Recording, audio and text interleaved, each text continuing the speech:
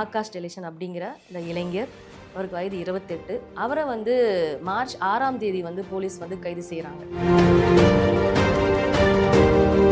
Police ஒரு வந்து நீங்க கைது பண்ணிட்டாலே அவர் குற்றவாளி கிடையாது, நீங்க நிரூபிக்கணும். அதுதான் கோர்ட் இருக்கு, அதுதான் சட்டம் இருக்கு. ஆனா இவர்களே தீர்ப்பு எழுதுறாங்க அப்படிங்கிறத நம்முடைய குற்றச்சாட்டு. கோர்ட் என்ன சொல்லுது அப்படின்னா, மாலை 5 மணிக்குள்ள நீங்க வந்து அவருடைய ஆகாஷ் டெலிஷனோட உடலை வந்து வாங்கணும், இல்லைன்னா நாங்களே எரிச்சிருவோம் அப்படின்னு ஒரு ஆர்டர்.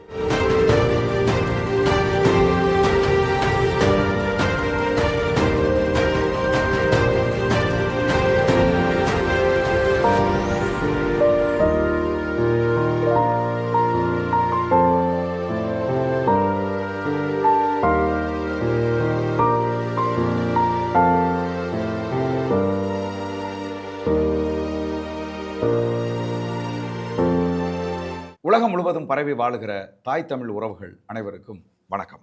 இன்னைக்கு நம்முடைய சோழன் சொல்வீச்சு வலையொலியில் மக்கள் அதிகாரம் கழகத்தின் மாநில பொருளாளர் மதிப்புக்குரிய தோழர் அமிர்தா அவர்களை சந்தித்து சிவகங்கை மாவட்டத்தில் சமீபத்தில் நடந்த ஒரு காவல் நிலைய படுகொலை குறித்து பேச இருக்கிறோம். தோழர் வணக்கம். வணக்கம். ஆகாஷ் டெலிஷன் தொடர்ந்து தமிழகத்தில் நடந்துட்டு இருக்கக்கூடிய கஸ்டடி மரணங்களில் இப்போ சமீபத்திய ஒரு மரணமாக இந்த மரணம் இருக்குது. இந்த மரணம் குறித்து கள ஆய்வுகள் மேற்கொண்டவர்களில் நீங்கள் ரொம்ப முக்கியமான ஒருத்தர். அந்த மரணம் குறித்து சொல்லுங்கள்.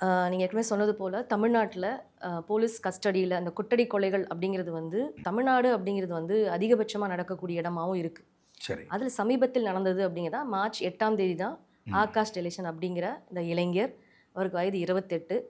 அவர் பிஎஸ்சி கம்ப்யூட்டர் சயின்ஸ் படிச்சிருக்காரு. அவரை வந்து மார்ச் 6ஆம் தேதி வந்து போலீஸ் வந்து கைது செய்கிறாங்க. அவருக்கும் இன்னொருத்தருக்கும் ஏற்படக்கூடிய அந்த கை கலப்பு அப்படிங்கிறதுல கொலை முயற்சி அடிப்படையில் அவர் கைது செய்கிறாங்க. சரி.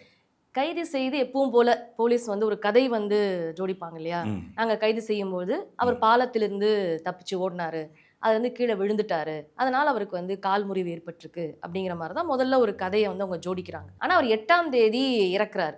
ரொம்ப தாமதமாக தான் மருத்துவமனைக்கு அவங்க வந்து அழைச்சிட்டு போகிறாங்க.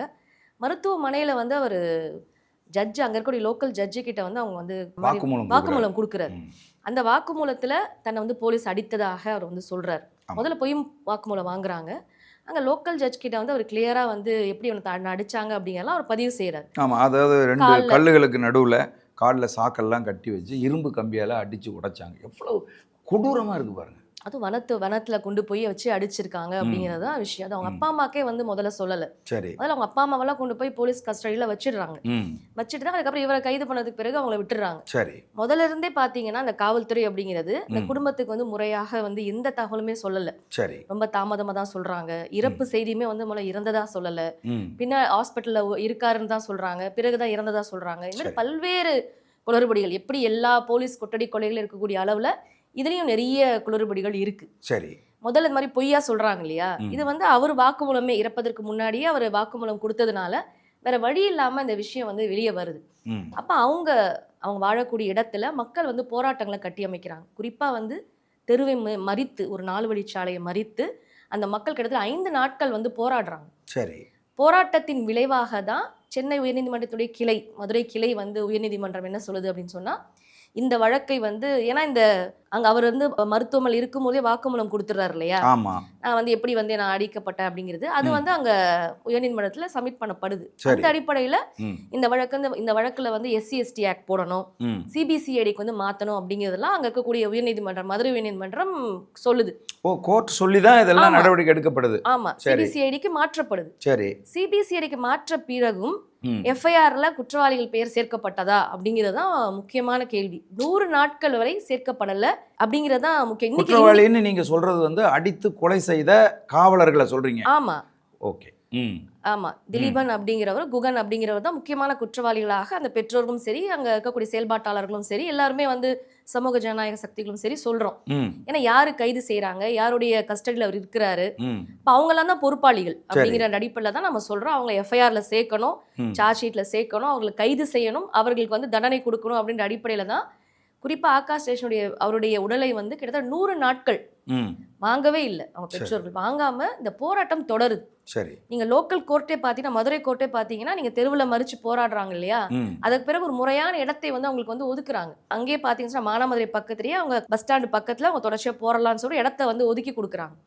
அங்க தொடர்ச்சியாக கிட்டத்தட்ட 100 நாட்களாக அங்க போராடிட்டு இருந்தாங்க. பெற்றோர்களும் ஜனநாயக சக்திகளும் மக்களும் பல்வேறு அமைப்புகள் வந்து அதுக்கு ஆதரவு கொடுக்குறாங்க. ஜனநாயக சக்திகள் ஆதரவு கொடுக்குறாங்க, மக்கள் உரிமை அமைப்புகள் கொடுக்குறாங்க. தொடர்ச்சியான அந்த போராட்டம் வந்து தொடருது. இப்போ நாங்க மக்கள் அதிகார கழகம் பார்த்தீங்கன்னா இந்த 100வது நாள் அவரை வந்து உடலை வாங்காமல் போராடும் பொழுது கிட்டத்தட்ட 32 மாவட்டங்கள்ல இதை கண்டித்து நீங்க அந்தந்த மாவட்ட கலெக்டர் கிட்ட வந்து இதை கண்டிச்சு மனு கொடுக்குறோம். குறிப்பாக எஃப்ஐஆர்ல வந்து இந்த குற்றவாளிகள் பேரை, இந்த காவல்துறை பேரை வந்து சேர்க்கணும், அதிகாரிகள் பேரை சேர்க்கணும், அவங்க கைது செய்யணும் அப்படிங்கிறத வலியுறுத்தி சிபிசிஐடி என்ன வேலை செய்யுது? நீங்க வந்து கோர்ட்டு சொல்லிருச்சு எஸ்சி எஸ்டி ஆக்ட்னு சொல்லிருச்சு. எஸ்சி எஸ்டி ஆக்ட்னா என்ன அர்த்தம்? யாரு அந்த தவறு செய்தவருடைய சாதி உங்களுக்கு தெரிஞ்சிருச்சு, ஆனா நபர் உங்களுக்கு தெரியலையான்ற கேள்வி இருக்கு இல்லையா? அப்ப சிபிசிஐடியும் வந்து போலீஸ்லயும் ஒரு பிரிவா தான் இருக்கு. இப்ப போலீஸை வந்து பாதுகாக்கக்கூடிய வேலையை தான் அவங்க தொடர்ச்சியா செய்யறாங்க, யாருடைய பேருமே சேர்க்கல. சரி. இப்ப இதை வலியுறுத்தி தான் 32 மாவட்டங்கள்ல மக்கள் அதிகார கழகமும் பல்வேறு ஜனநாயக சக்திகள் நூற்றுக்கணக்கான அமைப்புகள் ஒருங்கிணைந்து மனு கொடுக்கிறோம். சென்னையில பாத்தீங்க அப்படின்னு சொன்னா டிஜிபி அலுவலகத்துல மனு கொடுக்குறோம். வெளியே வந்து பத்திரிகை துறைக்கெல்லாம் வந்து நம்ம வந்து பேட்டி கொடுக்குறோம். அதற்கு முன்னாடியே பாத்தீங்கன்னா இந்த 100வது நாளுக்கு முன்னாடியே ஒரு 5 நாட்களுக்கு முன்னாடி பெற்றோர்கள் வராங்க, சென்னைக்கு வராங்க. அவங்க கூட சில ஜனநாயக சக்திகள் வராங்க, போராடக்கூடிய அங்க ஒரு போராட்ட கமிட்டி இருக்கு. அவங்க ஒருங்கிணைச்சுதான் 100 நாட்கள் போராடுறாங்க. லெனின் போன்றவர்கள் அங்க போராடுறாங்க. அவங்க எல்லாம் சேர்ந்து இங்க வராங்க, சென்னைக்கு வராங்க. இங்க இருக்கக்கூடிய ஜனநாயக சக்திகள் இணைந்து நாங்க வந்து போய் அமைச்சரை பாக்குறோம், சமூக நீதித்துறை அமைச்சரை பாக்குறோம். அதே மாதிரி அவர் வந்து டிஜிபியை பார்க்க சொல்றாரு. கிட்டத்தட்ட அந்த ஒரு நாட்கள் வந்து இங்க வந்து மனு கொடுக்கறது, நடவடிக்கை எடுக்கணும்னு சொல்லி வலியுறுத்துறதெல்லாம் அவங்க பெற்றோரோட செய்யறோம். சரி. இப்படி தொடர்ச்சியா இந்த 100 நாட்கள் போராட்டம் அப்படின்னு பாத்தீங்கன்னா வெளியே தெரியுமானா தெரியாது. நீங்க எந்த நம்ம என்ன ஒரு சந்தேகம் நமக்கு ஏற்படுது அப்படின்னு கேட்டீங்கன்னா, இதே மாதிரியான ஒரு கஸ்டோடியல் டெத்து தான் வந்து அஜித்தோடது. ஆனா அந்த டெத்து, அந்த மரணம் வந்து தமிழ்நாட்டில் ஏற்படுத்திய பேரதிர்வை ஆகாஷ் மரணம் ஏற்படுத்தலையே. இதுவும் ஒரு காவல் நிலைய படுகொலை தானே? ஏன் நீங்க அதுக்கு முன்னாடி இந்த ஃபெனிக்ஸ் ஜெயராஜ் அவருடைய படுகொலை இந்தியா முழுதும் பேரதிர்வை ஏற்பட்டுச்சு. ஆமா. இப்போ நீங்க இந்த பல்வேறு படுகொலைகள் நடக்குது, இதை ஒட்டி வந்து நியூஸ் மினிட்ல வந்து ஒரு ஆய்வு வந்து போட்டிருக்காங்க. கிட்டத்தட்ட 27 படுகொலைகள் ஒரு 4 ஆண்டுல நடந்த படுகொலைகளை ஒட்டி அவங்க ஒரு ஆய்வு செய்து ஒரு கட்டுரை வெளியிட்டு, எல்லாமே காவல் நிலைய படுகொலைகள். நீங்க அதில் பாத்தீங்கன்னா அவங்க சொல்லக்கூடிய விவரங்கள் என்ன அப்படின்னு சொன்னா, இதெல்லாம் வந்து பெரிய கொலை குற்றங்கள்லாம் இல்ல. இந்த 27 படுகொலைகளுமே ரொம்ப பெட்டி கேஸ் மாதிரியான ஒரே ஒரு கொலை மட்டும் தான் கொலை முயற்சி. மத்த எல்லாமே பாத்தீங்கன்னா பெரிய வழக்குகள்லாம். எது கொலை முயற்சி? அந்த நான் சொல்ற அந்த 27 வழக்குகள், அந்த 27 வழக்குகள்ல அவங்க ஆய்வு செய்து தான் அந்த கட்டுரையை வெளியிடுறாங்க. சரி. அந்த 27 படுகொலையில எதுவுமே பெரிய ஒரு கொலை வழக்கு அப்பெல்லாம் கிடையாது. எல்லாமே ரொம்ப ரொம்ப பெட்டி கேஸ் தான். ஒரு வண்டியை பிடிக்கும் போது வண்டியை நிறுத்தாம போறது, இந்த மாதிரியான வழக்குகள் தான் அதுல இருக்கு. அதுல எல்லாமே பாத்தீங்கன்னா பல்வேறு வகையில அவங்க அடிக்கிறாங்க, தப்பிச்சு போயிட்டு தான் பொய் வழக்கு எழுதுறாங்க, இல்ல பாத்ரூம்ல வந்து தற்கொலை செய்து கொண்டதா சொல்றாங்க. அந்த 27 வழக்குகள்லயுமே எதுக்காக சொல்றேன்னா, பல்வேறு படுகொலைகள் நடக்குது, எல்லாம் தமிழ்நாட்டுல. அப்ப தமிழ்நாடு நடக்கக்கூடிய இத்தனை படுகொலைகள்ல அவங்க பெரிய குற்றங்கள் செய்தவர்களாம் இல்ல, ரொம்ப ரொம்ப சிறிய குற்றங்கள் செய்தவர்களை கொண்டு போய் தான் கடுமையாக அடிச்சு அதுல அவங்க இறந்துடுறாங்க, படுகொலைகள் செய்யப்படுறாங்க, வெளியே போய் சொல்லப்படுது. குறிப்பிட்ட சில வழக்குகள் தான் இந்த மாதிரியா நம்ம சொல்லக்கூடிய இந்த முத்தாய்ப்பான இதெல்லாம் தான் வெளியே தெரியுது. வெளியே தெரியாத பல படுகொலைகள் வந்து நடக்குது. அப்படி பாத்தீங்கன்னா அந்த கேஸ் எடுத்து நம்ம பார்க்கலாம். இப்ப இந்த குறிப்பிட்ட இந்த 3 வழக்குல எடுத்துக்கிட்டீங்கன்னா இது ரொம்ப சிறப்பான வழக்கு தான். நீங்க ஜெயராஜ் ஃபெனிக்ஸ் எடுத்துட்டீங்க அப்படின்னு சொன்னா அது வந்து நீங்க சொல்வது போல இந்தியா முழுக்க எல்லாரோடும் ரொம்ப கவனிக்கப்பட்ட ஒரு வழக்கு. அவர்கள் வணிகர்களா இருக்காங்க. அது வந்து கொரோனா காலகட்டத்தில் அவங்க கடையை மூட மாட்டாங்கன்னு சொல்லி தான் கைது செய்யப்படுறாங்க. கொடுமையா வந்து ஒரு சிறப்பு படை அமைத்து அவர்கள் அடித்து நொறுக்கப்படுறாங்க. சிசிடிவி கேமரா இருக்கு, ஆனா இவர்கள் அடித்த இடங்கள்ல அந்த சிசிடிவி கேமரா இல்ல. ஆனா உள்ள வந்து யாரு வந்தாங்க, போன் அவங்களுடைய எந்தெந்த காவல்துறை இருந்தது, அவங்களுடைய இதெல்லாம் வந்து வச்சுதான் அதுக்கு, அதாவது கிட்டத்தட்ட ஃபெனிக்ஸ் ஜெயராஜுடைய படுகொலை தான் முழுமையாக விசாரிக்கப்பட்டதுன்னு சொல்லலாம்.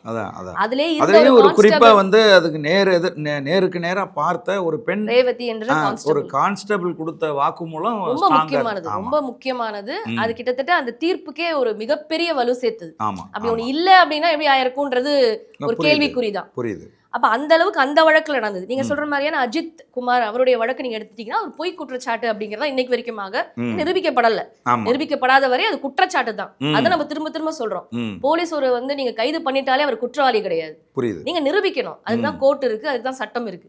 ஆனா இவர்களே தீர்ப்பு எழுதுறாங்க அப்படிங்கறத நம்மளுடைய குற்றச்சாட்டு. புரியுது. அஜித்குமார் மீதான குற்றச்சாட்டு என்பதே பொய் அப்படிங்கிறது தான் இன்னைக்கு பரவலாக எல்லாருடைய விஷயமாவும் இருக்கு. ஒருத்தவங்க திருட்டாருன்னு போய் சொல்றாங்க, அவ்வளவுதானே. அதுக்காக நீங்க 17 இடங்கள்ல வைத்து பல்வேறு இடங்களை வைத்து அடிக்கிறாங்க அவர். புரியுது.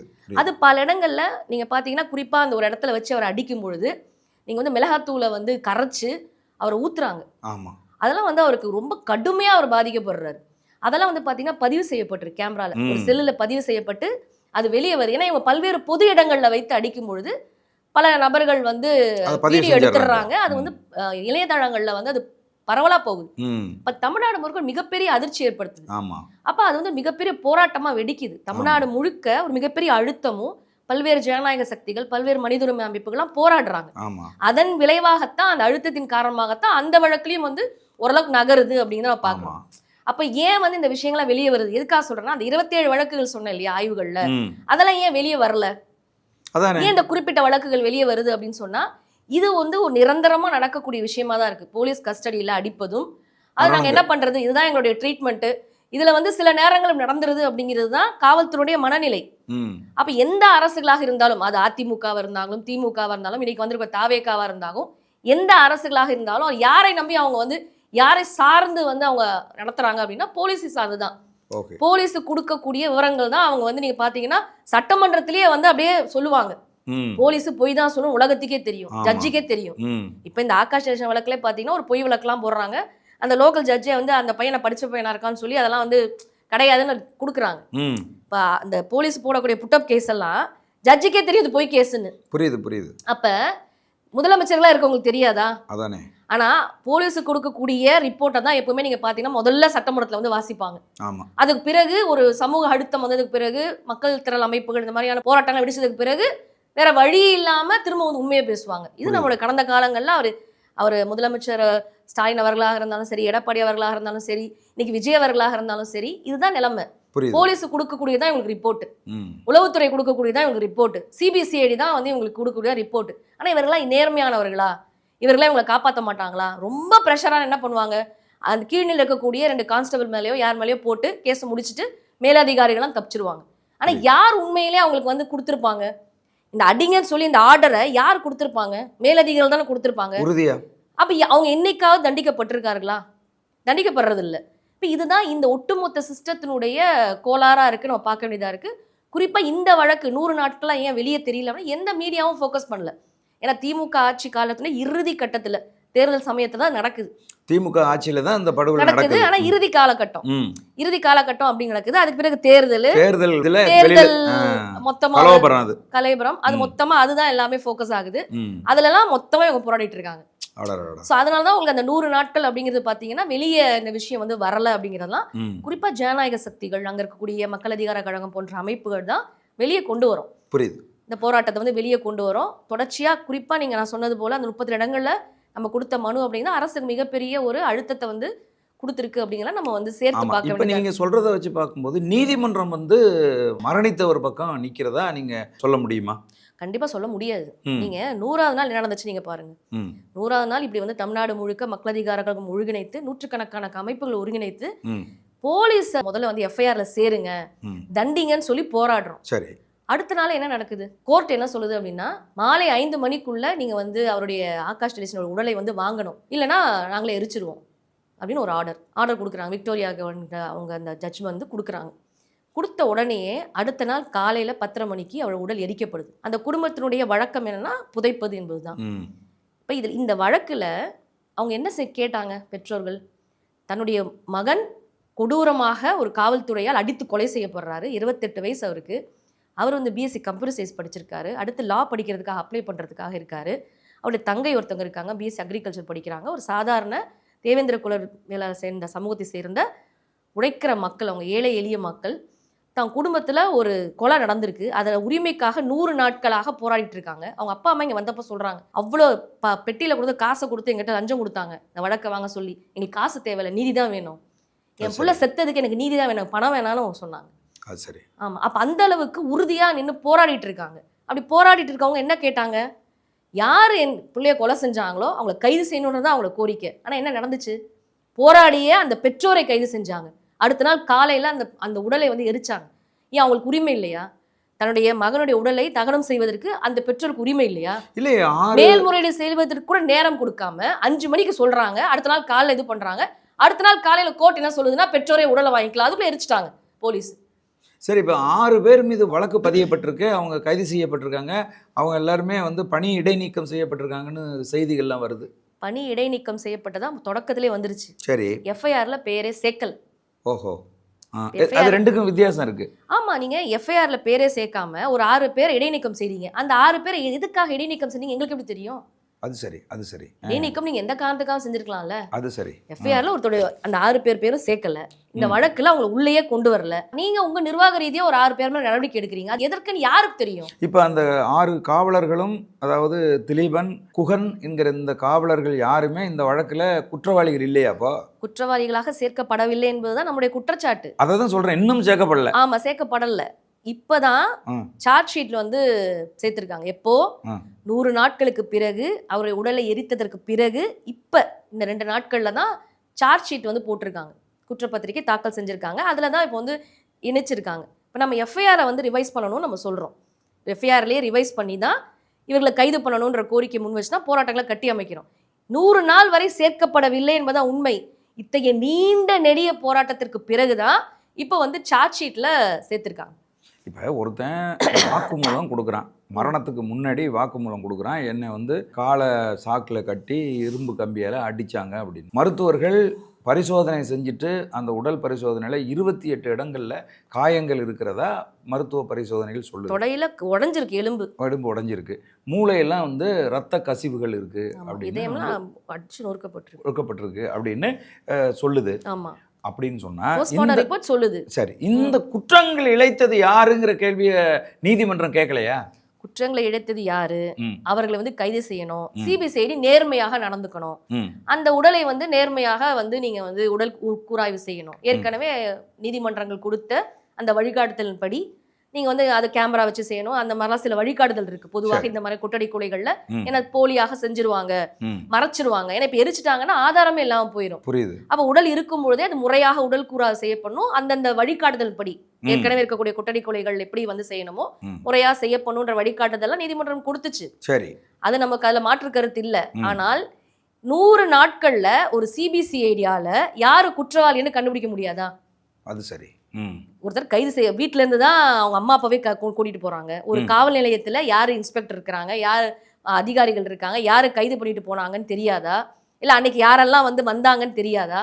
அன்னைக்கு அந்த குற்றம் நடந்த அன்னைக்கு யாரெல்லாம் வந்தாங்கன்னு தெரியாதா? அவங்க தான் கொண்டு போய் மருத்துவமனையில சேர்த்திருக்கிறாங்க. இது எல்லாமே ஆவணங்கள் தானே, ஒரு அரசு நிர்வாகம் தானே போலீஸ் ஸ்டேஷன் அப்படிங்கிறது. எப்படி வந்து சிபிசிஐடியால தெரியாம இருக்கும்?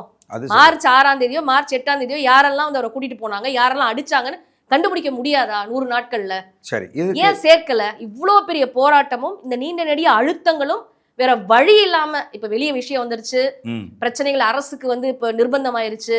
நம்ம வந்து இப்ப தாவேக அரசை கேள்வி கேட்கிறோம். ஏன்னா இதே ஆகாஷ் ஜெலேஷன் படுகொலை நடந்து அவர்கள் 5 நாட்கள் போராடுறாங்க இல்லையா, அந்த நாளை வழி ரோட்டை மறிச்சு போராடுறாங்க இல்லையா, அப்ப தாவேக நிர்வாகிகள் அங்க நிக்கிறாங்க. அன்னைக்கு அவங்க ஆட்சியில் இல்ல, ஆட்சி இல்லாத போது இதுக்கு ஆதரவா போராடி நின்று இருக்காங்க. ஆனா ஆட்சிக்கு வந்ததற்கு பிறகு இன்றைக்கு வரைக்கும் விஜய் அவர்கள் முதலமைச்சர் வாய் திறந்திருக்காரா? இதை பத்தி வாய் திறந்து எதை பத்தியுமே அவர் வாய் திறக்கல. ஒரு 10 வயது குழந்தை பாலியல் பலாத்காரம் செய்யப்பட்டாலும் வாய் திறக்கல. ஆகாஷ் டெலிவிஷன் விஷயத்துக்கும் வாய் திறக்கல. சிவகங்கை மாவட்ட பொறுப்பாளர்கள் யாருமே வாய் திறக்கல. அங்க லோக்கல்ல வந்து என்ன செய்யறாங்க அப்படின்னா வராங்க, பாக்குறாங்க, அங்க இருக்க லோக்கல் கவுன்சிலர் அவங்க எல்லாம் வந்து பாக்குறாங்க, அமைச்சர்கள்லாம் வந்து பாக்குறாங்க. பார்த்துட்டு என்ன அங்க வந்து பேசப்படுது அப்படின்னா, அதிகாரிகளை பகைத்துக் கொள்ள கூடாது. நம்ம அரசாங்கத்தில் இருக்கும் பொழுது அங்க இருக்கக்கூடிய போலீஸ் அதிகாரியை பகைச்சிக்கிட்டா நமக்கு பிரச்சனையாகும் அப்படிங்கிறது தான் நிர்மல்குமார் உள்ளிட்ட அங்க இருக்கக்கூடிய அமைச்சர்கள் பேசுவதாக தான் விஷயங்கள் வெளியே வருது. அப்ப அந்த 100 நாள் வரைக்கும் இதுக்கு சாதிய பின்புலம் காரணமா இருக்கா? ஆமா, கண்டிப்பா. நீங்க போலீஸ் ஸ்டேஷன்ல வச்சு அடிக்கும் பொழுதே ஆகாஷ் அவங்க அம்மாட்ட சொல்லியிருக்காரு, நீ வந்து அந்த மாதிரி ஆதிக்க சாதியில இருக்கக்கூடிய வந்து அடிப்பியா? நீ பிறந்தது வந்து ஒரு தாழ்த்தப்பட்ட சாதியில பிறந்துட்டு நீ வந்து ஆதிக்க சாதியில கொண்டு அடிப்பியான்னு சொல்லி தான் அந்த காவல்துறை அடிச்சிருக்கிறாங்க. அந்த 16 பேர் இருக்காங்க இல்லையா, அந்த குகன் இந்த உள்ளிட்ட இந்த சிறப்பு படை இருக்கு இல்லையா, அதுல ஒரு நபரை தவிர மத்த எல்லாருமே ஒரே சாதியை சேர்ந்தவர்கள், ஆதிக்க சாதியை சேர்ந்தவர்கள் தான். அப்ப இது வந்து தொடர்ச்சியாக சொல்லப்படுது. இப்ப வந்து தென் மாவட்டங்கள்ல குறிப்பா சிவகங்கை, மதுரை, திருநெல்வேலி இந்த மாதிரியான தென் மாவட்டங்கள், தமிழ்நாடு தென் மாவட்டங்கள்ல இந்த மாதிரி ஆதிக்க சாதியில் இருக்கக்கூடியவர்கள் தான் காவல்துறையில் அதிகாரிகளாகவும் பரவலா இருக்கிறாங்க. இப்போ இவங்களுடைய மனநிலை என்னவா இருக்கு, சாதிய மனநிலை அப்படிங்கிறது இருக்கு. இப்போ நீங்க ஒரு சின்ன கேஸுக்காக வரக்கூடிய இந்த மாதிரியான தாழ்த்தப்பட்ட சமூகத்தை சார்ந்த இளைஞர்களை இப்படி கொடூரமாக தாக்குவது என்பது இருக்குல்ல, இதே வந்து நீங்க யோசிச்சு பாருங்க, ஒரு ஆதிக்க சாதியை சேர்ந்தவர்களை வந்து அழைச்சிட்டு வந்து இந்த மாதிரி அடிச்சு கொண்டிருப்பாங்களா? சரி, குறைஞ்சபட்சம் அப்படின்ற ஒரு இது இருக்கு இல்லையா? ஏன்னா வந்து நீங்க நல்ல பல்வேறு விஷயங்களை பார்க்க முடியும். ஆதிக்க சாதியை சேர்ந்தவர்கள் ஆணவ படுகொலைகள் செய்யறாங்க. படுகொலை செய்த யுவராஜ் ஆதிக்க சாதி, அவனே படுகொலை செய்து விட்டு அவனே தான் வந்து சரண்டர் ஆகுறான். சரண்டர் ஆகி அவனுடைய நீங்க பாத்தீங்கன்னா போலீஸ் கஸ்டோடியில இருந்து நீதிமன்றம் கூட்டிட்டு வராங்க. கூட்டிட்டு வரப்ப காலரை தூக்கி விட்டுட்டு நடந்து வந்த காட்சிகளை நம்ம டிவியில பாக்குறோம். ஒரு கொலை குற்றவாளி தானே வந்து சரண்டாரான், அது பெருமிதமா தான் பெரிய ஏதோ சாதனை செய்தது போல காலர் தூக்கி விட்டுட்டு வரான். ஏன் அவனுடைய கால்கள் உடைக்கப்படல? ஏன் அவன் பாத்ரூம்ல வழுக்கி விழல? ஏன் அவர் கொட்டடி கொலை செய்யப்படல? அப்படி ஒரு கேள்வி இருக்குல்ல இருக்கு. அப்ப ஒரு ஆதிக்க சாதியில இருக்கவன் கொலை செஞ்சாலும் சரி, பணக்காரன் கொலை செஞ்சாலும் சரி, காசு இருக்கிறவன் கொலை செஞ்சாலும் சரி, அதிகார வர்க்கத்துல துணை இருக்கிறவர்கள் என்ன குற்றங்கள் செய்தாலும் சரி, அவர்கள் வந்து பாத்ரூம்ல வழுக்கி விழுறது இல்ல, பணத்துல கொண்டு போய் அவர்கள் கால்கள் அடித்து ஒடிக்கப்படுறது இல்ல, எந்த பெரிய குற்றங்கள் செய்தாலும் அவர்களுக்கு இதெல்லாம் நடக்கிறது இல்ல. அப்ப தாழ்த்தப்பட்ட ஏழை எளிய சாதாரண உழைக்கும் மக்கள் செய்யக்கூடிய சிறிய தவறுகளுக்கு கூட இந்த மாதிரியான அடித்து அவர்கள் வந்து குற்றங்களை செய்யாத குற்றங்களை கூட செய்ததாக வாங்குவதெல்லாம் நம்ம பாக்குறோம். அந்த நியூஸ் மினிட் சொன்னேன் இல்லையா, அந்த கட்டுரையில இந்த விஷயங்களை சொல்லியிருக்கிறாங்க. கிட்டத்தட்ட இப்படிப்பட்ட வழக்குகள்ல 40% பட்டியலின இந்த மாதிரி உழைக்கும் மக்கள், தாழ்த்தப்பட்ட மக்கள் தான் அதிகபட்சமாக பாதிக்கப்படுறாங்க. பழங்குடியின மக்களும் எஸ்சி எஸ்டி மக்களும் தான் 40% இப்படி கொட்டடை கொலைகளில் அடித்து கொலை செய்யப்படுவது என்ன அப்படிங்கிறது ஆதாரப்பூர்வமாக புள்ளிவரமாக அதில் சொல்றாங்க. அப்ப நீங்க பாத்தீங்கன்னா இந்த மாதிரியான பழங்குடியின மக்கள்லாம் பாத்தீங்கன்னா அவங்களுக்கு கேட்க வந்து நாதி இல்லை. நீ வந்து சிறுத்தை பல்லு வச்சிருந்த, இந்த மாதிரி அது நீ இது செஞ்ச இதா செஞ்சேன்னு சொல்லி பல்வேறு பொய் வழக்குகள்ல குற்ற வழக்குகளை கொண்டு போய் அடிச்சு நீ குற்றங்களை ஒத்துக்கன்னு சொல்லி அடிக்கிறது, இந்த மாதிரி கடுமையா தாக்கும்போது அவங்க இறந்துடுறது, அவங்க தப்பிச்சிட்டாங்கன்னு சொல்லி 2 நாள் கழிச்சு இங்க கிடைச்சாங்க அங்க கிடைச்சாங்க இந்த மாதிரி. ஏன்னா அதுக்கு பிறகு நீங்க சொல்வது போல அதெல்லாம் யாரும் கேட்க போறது இல்லை. புரியுது. யாரும் போராட்டங்கள் தெரியாது யாருக்கும்.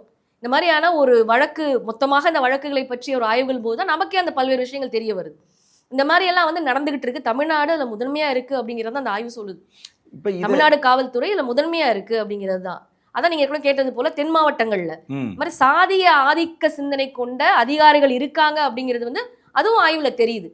அப்ப இதெல்லாம் வந்து ஜனநாயக சக்திகள் கோரிக்கைகள்லாம் முன்வைக்கிறாங்க. இந்த மாதிரியான அதிகாரிகள்லாம் ஆதிக்க சாதி பின்னணி கொண்டவங்க இருக்கும்பொழுது இந்த மாதிரி குற்றங்கள்லாம் நடக்குது அப்படிங்கிறது அவர்கள் பின்னணி என்ன, அவர்கள் ஏற்கனவே எப்படி இருந்திருக்காங்க, அதை பற்றிலாம் எந்த ஆய்வுகளும் கிடையாது. இவங்களாம் அதிகாரிகளா வந்தாங்க அப்படின்னு சொன்னா இந்த மாதிரி குற்றங்கள்லாம் இன்னும் அதிகமா நடக்குது அப்படிங்கிறதும் இன்னைக்கு ஒரு குற்றச்சாட்டா கூடுதலா இருக்கு அப்படின்னு சேர்த்து பார்க்க வேண்டியதா. காவல்துறைக்குள் சாதிய மேலாதிக்கம்ங்கிறது அதிகமா இருக்கு, காவல்துறை ஒரு ஒரு சாதிய வடிவம் அப்படின்னு நினைக்கிறீங்களா? ஆமா, கண்டிப்பா. நீங்க எல்லா இடங்களையும் சாதி இருக்கு. அப்போ இந்த மாதிரியான அதிகார வர்க்கம் நீங்க வந்து அதிகப்படியான அதிகாரத்தை தூக்கி நீங்க போலீஸ்ல கொடுக்குறீங்க. போலீஸ் அப்படிங்கிறதே ஒரு அதிகாரத்தின் ஒரு பிரிவு தான். அவங்க வந்து மேலான அதிகாரம் படைத்தவர்களா நினைக்கிறாங்க. மேலும் மேலும் மக்கள் வந்து மேலானவர்களா தன்னை வந்து கருதுறது. ஏன்னா அதிகாரம் அவங்களுக்கு குவிக்கப்படுது. நீங்களே விசாரிக்கலாம், நீங்களே அடிச்சு கொலை பண்ணிடலாம், ஆனா உங்களை யாருமே வந்து குற்றம் சாட்ட மாட்டாங்க, நீங்க தண்டிக்கப்பட மாட்டீங்க அப்படிங்கிறது இருக்குல்ல. இதை மேல வேற என்ன வேணும்? இதே சாதாரண ஒரு கொலை வழக்குன்னு வச்சுக்கோங்களேன், இப்படி செய்ய முடியுமா? எஃப்ஐஆர் போடாமல் இருக்க முடியுமா? இல்லை சார்ஜ் ஷீட் போடாமல் இருக்க முடியுமா? கைது செய்யப்படாமல் இருக்க முடியுமா? இல்லை கோர்ட்டில் வந்து அவங்களை கொண்டு போய் ஆஜர்படுத்தாமல் இருக்க முடியுமா? ஒரு சாதாரண கொலை வெளியில போலீஸ் அல்லாதவர்கள் செய்யக்கூடிய இந்த நடவடிக்கையெல்லாம் 100 நாட்கள் வேற ஒருத்தர் கொலை பண்றாருன்னு வச்சுக்கோங்க, வெளியே இருக்க போலீஸ் இல்லாத ஒருத்தர் கொலை பண்ணனா இப்படி ஒரு நடவடிக்கை இருக்குமா? இதை விட மேலதிகார உங்களுக்கு என்ன தேவை இருக்கு? நான் என்ன வேணா செய்வேன். ஒரு அப்பாவிய இல்லை ஒரு குற்றச்சாட்டு சாட்டப்பட்டதுன்றதால குற்றவாளி ஆயிடுவாரா?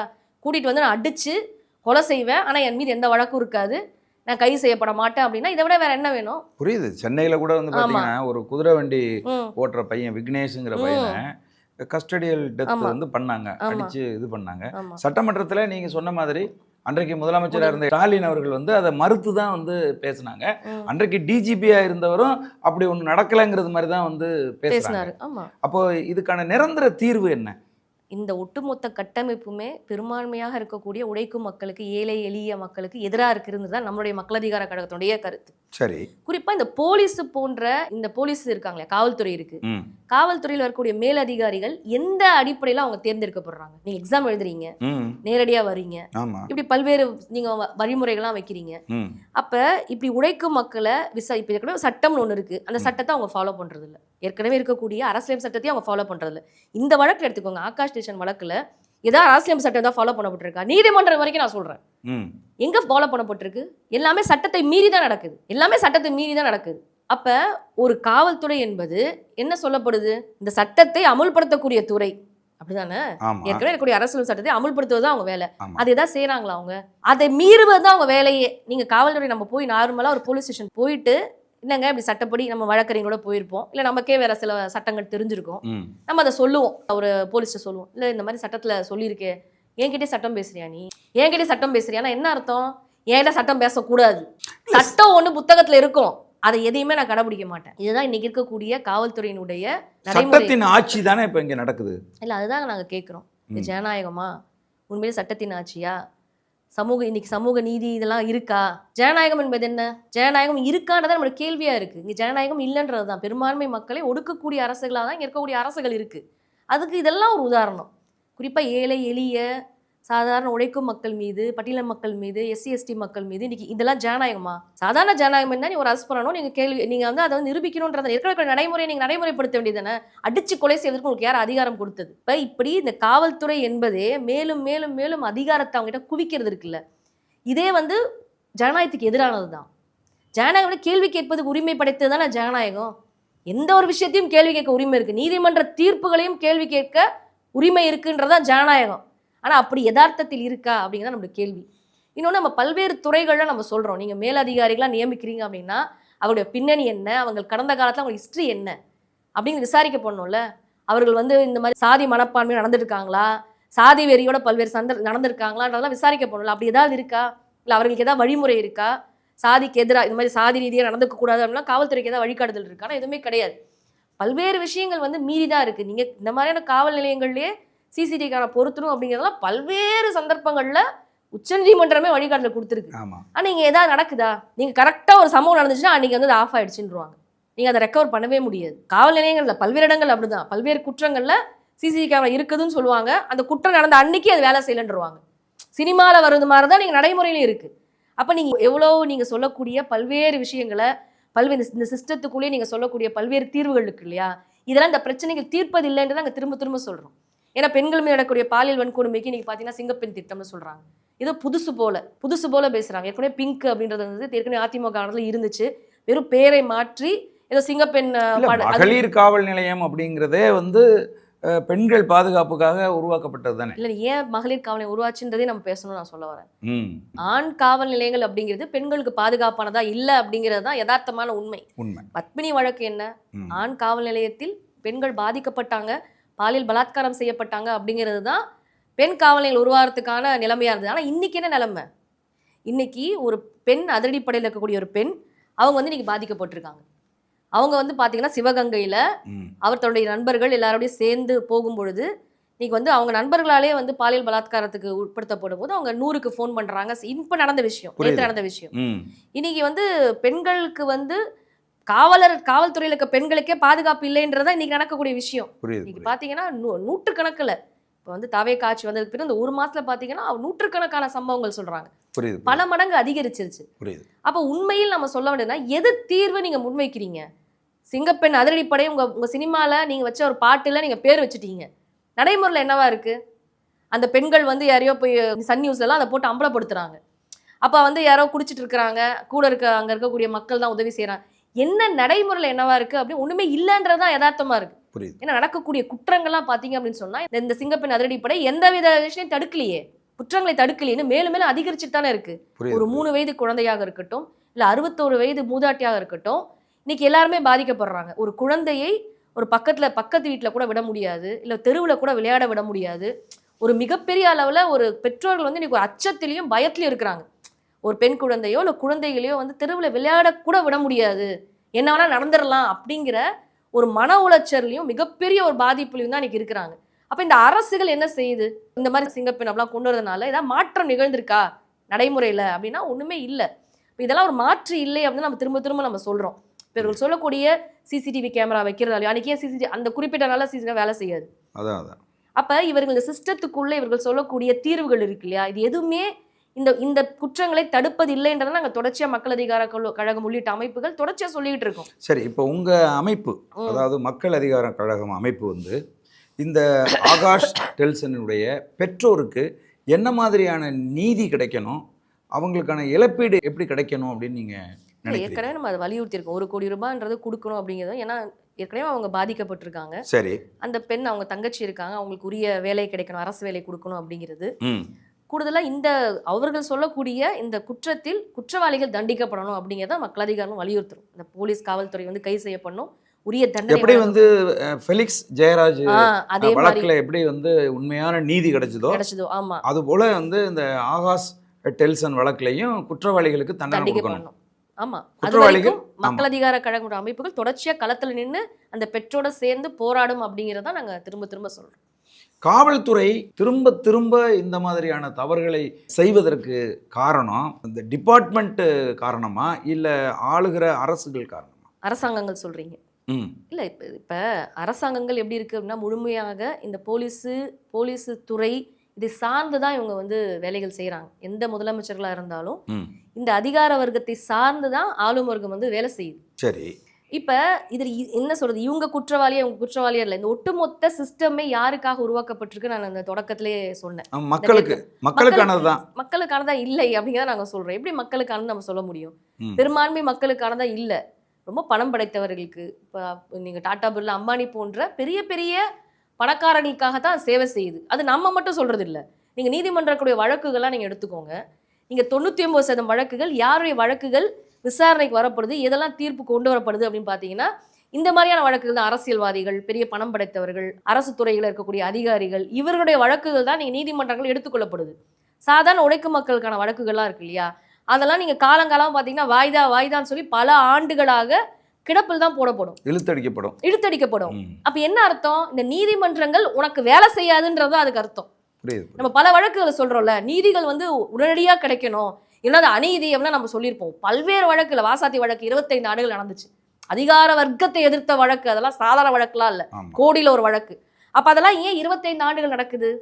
இந்த அதிகார வர்க்கத்தை எதிர்த்து அவர்கள் செய்யக்கூடிய குற்றங்களை எதிர்த்து வனத்துறையிலிருந்து காவல்துறையிலிருந்து பல்வேறு நீங்க எல்லாரும் அரசியல்வாதிகள் எல்லாரும் எதிர்த்து போராடிய வழக்கு அது. அப்ப அவர்களை நீங்க வந்து குற்றவாளிகள் நிரூபிக்கிற சாதாரண விஷயம் இல்லை. ஏன்னா அவர்கள் தான் குற்றம் செஞ்சவங்களே. குற்றம் செய்தவர்களையே போய் நீங்க குற்றச்சாட்டு வந்து நிரூபிச்சு அவர்களுக்கு நீங்க வந்து அவர்கள் மூலியமாக தண்டனை வாங்கி கொடுக்கறது அப்படிங்கிறது இருக்குல்ல. அதே நீதிமன்றங்கள் அதே போலீஸை வைத்துக்கொண்டு அவர்களுக்கே நீதி வாங்கி கொடு சாதாரண விஷயம் இல்லை. அது களத்துல நின்று நீண்ட நெடிய போராட்டம், அப்படி பல்வேறு வழக்குகள் சொல்லலாம் நம்ம. இப்ப நீங்க அதுல பாத்தீங்கன்னா அதுல வந்து செஞ்ச குற்றம் செய்த பலர்கள் இறந்துட்டாங்க. பலர் நீங்க வந்து மேல் அதிகாரிகளா உயர் அதிகாரிகளா வந்து இருந்து நல்லா ரிட்டையர் ஆகி செத்துட்டாங்க பல பேர் இல்லையா. அந்த பாதிக்கப்பட்ட பெண்கள்லாம் பாத்தீங்கன்னா இந்த தீர்ப்பு வரும்பொழுது வயதானவர்கள் ஆயிட்டாங்க. இப்போ 16 வயசு 17 வயசுல ரொம்ப வயதானவங்களா இருந்து அவங்க அந்த கண்ணீர் வடிக்கிறாங்க. இப்போ எதுக்கு அந்த ஒரு வழக்கை நான் சொல்றேன்னா, இப்படி குற்ற கும்பல் ஒரு அதிகார வர்க்கத்தில் இருக்கும் பொழுது அவர்களை எதிர்த்து போராடி அவர்களை குற்றம் சாட்டி அவர்களுக்கு தண்டனை வாங்கி கொடுக்கறதுலாம் சாதாரண விஷயம் கிடையாது. அது ஒரு மிகப்பெரிய நீண்ட நீடிய போராட்டம், மக்கள் போராட்டங்கள் மூலியமாகத்தான் அது சாத்தியப்பட்டிருக்குன்றத நம்ம கடந்த கால 75 ஆண்டுகள வரலாறு. சரி, இப்ப மக்கள் அதிகார கழகம் வந்து பல்வேறு இடதுசாரி முற்போக்கு இயக்கங்களோட அமைப்புகளோட இணைந்து போராடி இப்ப அரசுக்கு நீங்க வந்து கோரிக்கை வச்சிருக்கீங்க, அவங்களுக்கு உண்மையான நீதி வேணும், பெற்றோர்களுக்கு அவங்களுக்கு முறையான இழப்பீடுகள் கொடுக்கப்படணும் அப்படின்னு சொல்லி. இதை வலியுறுத்தி அடுத்த கட்டமா என்ன திட்டமிடுறீங்க? தொடர்ச்சியாக நீங்க பாத்தீங்க அப்படின்னு சொன்னா பல்வேறு பிரச்சனைகள், இந்த மாதிரி கொட்டடி கொலைகளா இருக்கட்டும், குறிப்பாக ஆணவ படுகொலைகள், இன்னைக்கு வந்து சாதி ரீதியான ஆணவ படுகொலைகள்ன்றது அதிகரிச்சிருக்கு தமிழ்நாட்டுல. கிட்டத்தட்ட இந்த 20 ஆண்டுகள்ல RSS பிஜேபி ஊடுருவல் அப்படிங்கிறது ஆதிக்க சாதிவெறி சங்கங்கள்ல இருந்து தமிழ்நாடுல வந்து நீங்க பாத்தீங்கன்னா இந்த மாதிரியான ஒரு மத வேறுபாட்டை வலியுறுத்தி இங்க வந்து கலவரங்களை உருவாக்க முடியல. நான் ட்ரை பண்றான், அதெல்லாம் வந்து இங்க ஒர்க் அவுட் ஆக மாட்டேங்குது. அப்ப இங்க சாதி எடுபடுது. அப்ப சீரியஸாவே இங்க இருக்கக்கூடிய RSS பிஜேபி கும்பல் இந்த மாதிரி ஆதிக்க சாதி வெறி சங்கங்களை ஊடுருவி இங்க வந்து ஆணவ படுகொலைக்கான அடித்தளங்களை அவங்க இடுறாங்க அப்படின்னு நாங்க தொடர்ச்சியா வலியுறுத்திட்டு இருக்கோம். சரி, ஏன்னா நீங்க வந்து சின்ன வயசுல இருந்தே இந்த சாதிய சிந்தனையை ஊற்றுறது இருக்கு இல்லையா, பல்வேறு வகையில இதெல்லாம் வந்து அவங்க திட்டமிட்டே செய்யறாங்க. சரி, குறிப்பா அதற்கு அடிப்படையா இருக்கக்கூடிய சாதி வெறி சங்கங்கள் தான். இப்ப இந்த ஆதிக்க சாதி வெறி சங்கங்களை தடை செய்யணும். ஏன்னா ஆணவ படுகொலைகளுக்கு அதுதான் அடிப்படையா இருக்கு. அப்ப இந்த மாதிரியான கொட்டடி படுகொலைகளுக்கும் அது அடிப்படையா இருக்கு. சாதிய சிந்தனையும் சாதி அடக்குமுறையும் தமிழ்நாட்டில் ஒரு மிகப்பெரிய பிரச்சனை அப்படின்னு நம்ம வலியுறுத்துறோம். கிட்டத்தட்ட அதை ஒட்டி கிட்டத்தட்ட ஒரு 5 வெளியீடுகள் இப்போ கொண்டு வந்திருக்கும். சாதி மதம் கடந்து காதலிக்க மனம் முடிக்க வேண்டும் ஜனநாயகம் அப்படின்னு சொல்லி ஒரு இயக்கம் எடுத்து 5 மாத காலமாக மக்கள் மத்தியில தீவிரமா பிரச்சாரங்களை மேற்கொண்டுட்டு இருக்கோம். சரி. இது நான் மட்டுமல்ல, பல்வேறு ஜனநாயக சக்திகளை இணைத்து கொண்டு இதை கொண்டு போயிட்டு இருக்கோம். ம். இப்ப இந்த ஆதிக்க சாதிவெறி சங்கங்களை தடை செய்யணும்னு நம்ம சொல்றோம். சரி. பெண்கள் மீதான பாலியல் வன்கொடுமை அதிகரிக்குது. அப்ப அதை குறித்து நீங்க பாத்தீங்கன்னா இந்த ஆபாச திரைப்படங்களை தடை செய்யணும். இங்க இருக்கிற போதை கலாச்சாரத்தை ஒழிக்கணும். கஞ்சா முதல் இங்க இருக்கக்கூடிய டாஸ்மாக் சாராயம் வரை எல்லாத்தையும் வந்து ஒழித்து கட்டணும். இதான் அடிப்படை. ஒரு மனிதனை மிருகமாக மாத்துது. இப்படி பல்வேறு சமூக பிரச்சனைகளுக்காக பல்வேறு ஜனநாயக சக்தியோட இணைந்து பல்வேறு போராட்டங்களை நம்ம கட்டி அமைக்கிறோம் அப்படிங்கிறது தான் இந்த அரசை எதிர்த்து அரசை பணிய வைக்கும் விதத்தில் பல்வேறு போராட்டங்களை வந்து கட்டியமைச்சிட்டு இருக்கோம் மக்கள் அதிகார கழகம் சார்பா.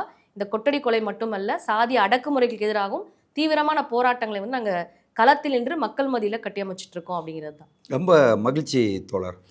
நான் வந்து சமீபத்தில் நடந்திருக்கக்கூடிய ஒரு கொலை குறித்து அதற்கான நியாயத்தை வந்து உண்மையாக நீங்கள் பெற்றுத்தரணும்னு களத்தில் நின்று தொடர்ந்து நீங்கள் போராடிக்கிட்டே இருக்கீங்க. உங்களுடைய அமைப்புக்கு எங்களுடைய மனமார்ந்த வாழ்த்துக்கள். எங்களுடைய அழைப்பை ஏற்று சோழன் சொல்வீச்ச அரங்கத்துக்கு வந்து உங்கள் கருத்தை பகிர்ந்து கொண்டமைக்கு மிக்க நன்றி. வணக்கம். நன்றி தோழர்.